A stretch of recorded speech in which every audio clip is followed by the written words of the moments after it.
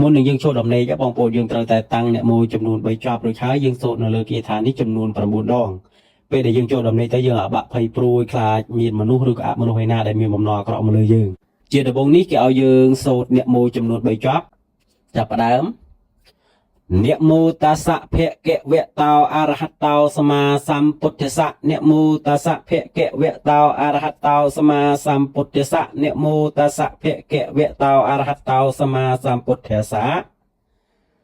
ឥឡូវនេះយើងឡើងនៅព្រះគាថាតែម្ដងអ៊ីម៉ាំង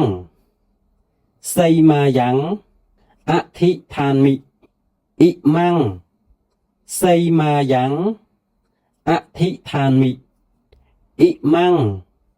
សីមាយ៉ាងអធិដ្ឋាមិគាថានេះយើងសូត្រចំនួន9ចប់ប៉ុន្តែពាក្យយ៉ាងខ្លីបងប្អូនតែ3ពាក្យទេបងប្អូនអ៊ីម៉ាំងសីមាយ៉ាងអធិដ្ឋានមិអ៊ីម៉ាំងសីមាយ៉ាងអធិដ្ឋានមិអ៊ីម៉ាំងសីមាយ៉ាងអធិដ្ឋានមិ